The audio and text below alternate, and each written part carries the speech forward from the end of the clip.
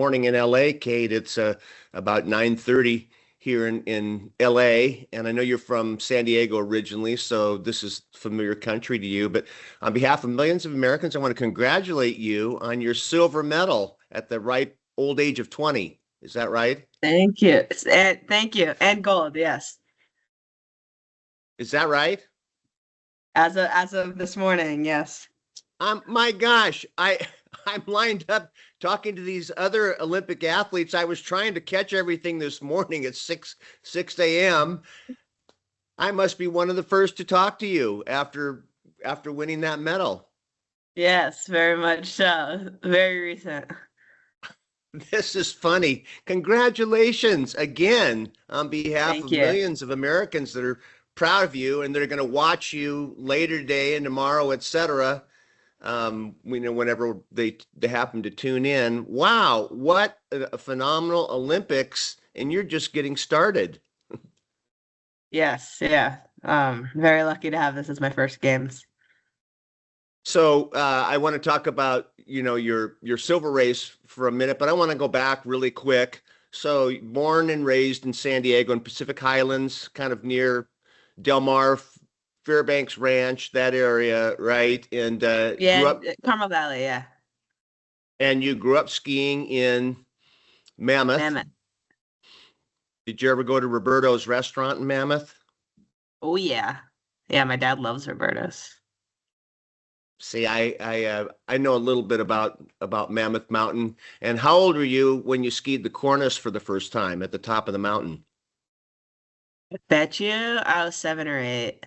Because I don't think I ever skied it. I've only ever snowboarded it. I was never good enough on skis.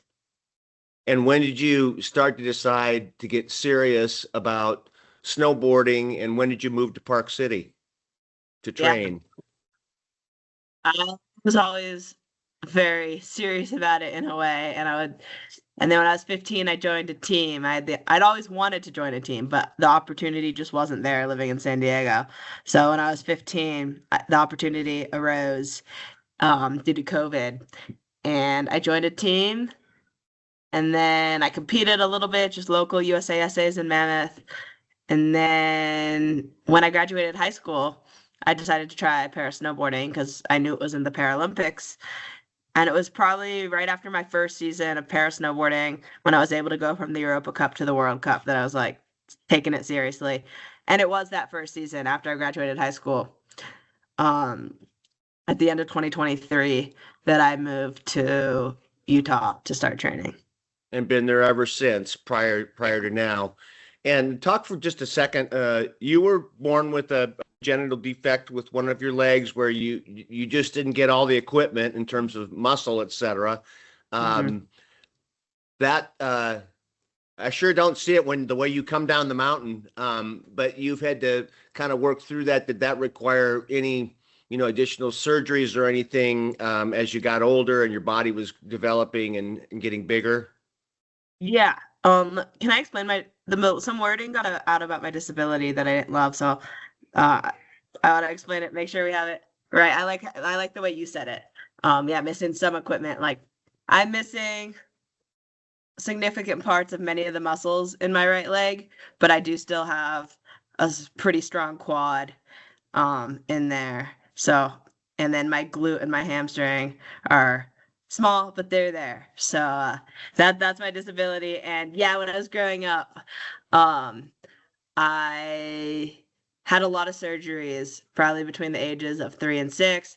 I was Hmm. in cast a lot, but since then, I haven't had any procedures. I just let my body do what it does naturally, and it seems to be holding up pretty well with just focused on PT for it and compensating for my right side being a little bit weaker. Well, yeah, you can't argue with the results, right? Let's go to your silver medal race against Cecile Fernandez from France, or Hernandez, I beg your pardon. That's like racing against your mother. She's 51 and you're 20. There was something cute about that, funny, and frankly, she's inspiring, in her own way that she's, still going for it. But Mhm. you want to talk about that race just a little bit? It really was close at the end in terms of the distance between you two. Yeah, that was a really fun race. Um, I had my best start of the day in that race, so I was hyped to be near her in the start, and then she pulled ahead, or she was already ahead by the end of the start. And then I was going and I gained on her. I was trying to get pretty aggressive toward through like turns 3 and 4, trying to get in a good position to pass. And then we were going through the long straightaway. And I was gaining, getting close. And I made a little mistake and I didn't pass, but um that's okay. I ended up getting farther away from her at the end, but stoked that we had a pretty close race to the finish. It was And it was close. super It was fun. very close at the end, and it was really, really fun to watch that. And then as far as your gold medal race, that was in the bank slalom today. Yeah. Yeah, that was just this Talk morning. about Yeah. that. Boy, that's hot off the press. What was that Right. like? Yeah. They So, picked the fastest heat. uh, yeah. So bank slalom is 2 runs, which best time wins. Um, and bank slalom in previous years hasn't been my event. I've really struggled in it. I didn't get my first World Cup bank slalom podium until this season, and that's all thanks purely to my coaches just for helping me with so many training camps and getting stronger has helped me stay on my feet and be cleaner through bank slaloms. Lots of repetition and opportunities we've had. This morning, I or last night or yesterday we had training and it ended up being the funnest course that I had ever ridden for bank slalom. Just so much fun.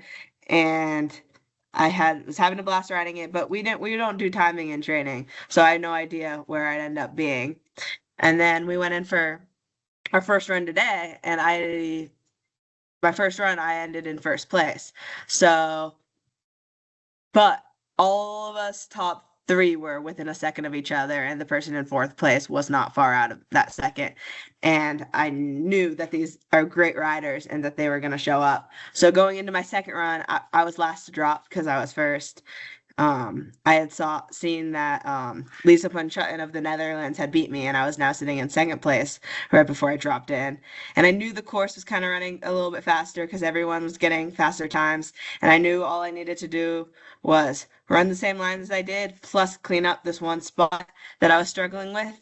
And I guess I was able to do so because I came across that finish line to see every single one of my competitors out there cheering for me, including Lisa and Brenna, who are on the podium with me. And you'll see if you see a video, it's just the group hug of all the girls. And that's what's so special about para snowboarding. I don't know if you'd see that in any other sport or in the Olympics. It's so special. It is inspiring, and I interviewed Alex Hall, who's on the Olympic team. Free ski. He trains in Park City. I'm sure you've crossed Hmm. paths with Alex, but to see him high five and hug Burke Rude, who just beat him, for gold, and how many times they've shared the podium together, and you're all competitive. That's why you're there, Kate, is because you want to win. You're good enough to be in the Olympics representing Team USA, and yet you guys cheer for each other. You cheer for your toughest competitors. Well, the biggest thing with that is if it wasn't for our competitors, none of us could ever win or could even do these races. And that is something that is in every sport or every walk of life. But in para sport, because the field size is a little smaller or just the community around it, like if someone's missing from a race, we notice. Like if someone's out with an injury, their missing, their missing presence is felt. And that is so special in our sport because that's why I'm so grateful for each and every one of my competitors because yeah, we couldn't do this without them. They couldn't do it without me and I couldn't do it without them. We make the sport and it's so visible in parasport. That's beautiful. I had two other questions I wanted to ask you. Number one, do you have a sponsor or sponsors that you want to shout out here that have been behind you, that have supported you, whether it's a sponsor that makes a product or, a lot of Olympic athletes couldn't get to the games without the funding from a sponsor. Is there anybody that you Yeah. want to acknowledge? Yeah, I could give a few and say Adaptive Spirit. They help us out with funding for the year. They're a nonprofit. And then very important to me is Sisters in Sports. It's an athlete group I'm a part of, and they help with mentorship and funding. And then Union Binding Company, they have helped me out the past few years with building me custom adaptive equipment like a riser for my binding and providing me with bindings. And I'm super grateful for that because that helps me adapt my writing.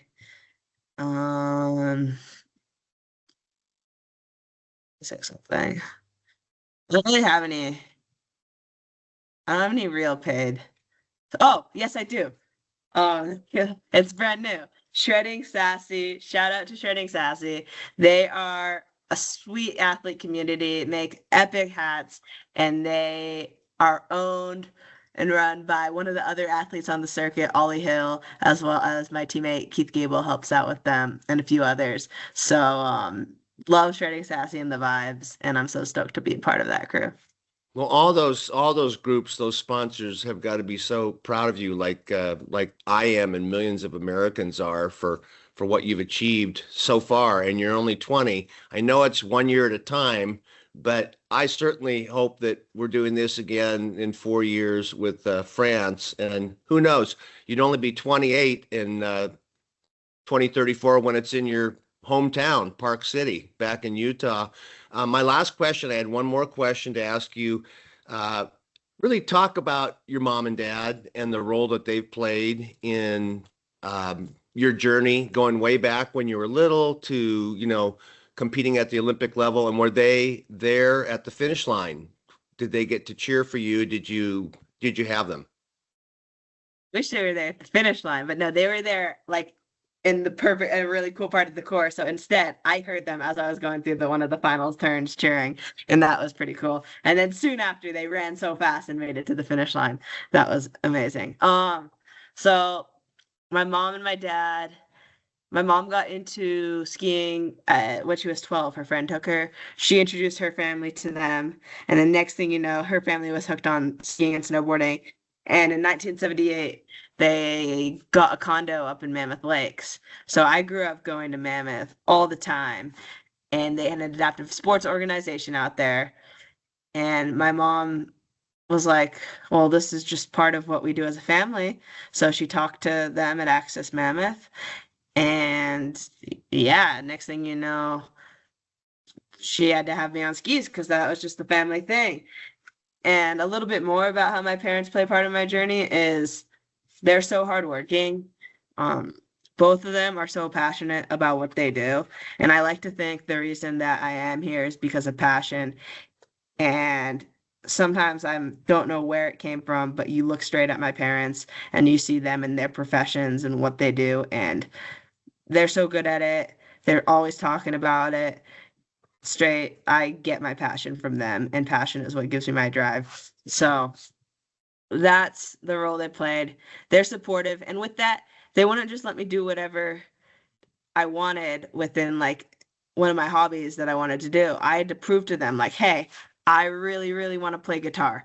Like, I'm gonna practice, practice, practice, and then like maybe they'd help me get a guitar. And then when I wanted to be on the snowboard team. It took a lot of begging, and eventually I did it, and I didn't miss a single day of practice. So that's what it took, and they helped me become hardworking and passionate. And I'm so proud that I get to represent them. I'm so glad I asked you this question. And I got the answer that I did, and I have interviewed a lot of Olympic athletes, and I found not always, but behind most great Olympic athletes like yourself are great Olympic parents, and your mom and dad are no exception. I wish I could interview the parents sometimes when I finish these interviews with the athletes. So again, congratulations on your gold and your silver. And I'm going to enjoy writing this story about you here in the next week or so, Kate. And maybe we'll cross paths again in an interview or run into one another. In California, I travel to San Diego a lot for family and work. So I wish you the best success, whatever you do from here, one day at a time, 1 year at a time, but just enjoy this moment. Right on, right on. Thank you so much, Tim. I appreciate you taking the time to cover the Paralympics. It was a pleasure to meet you, Kate, and good luck.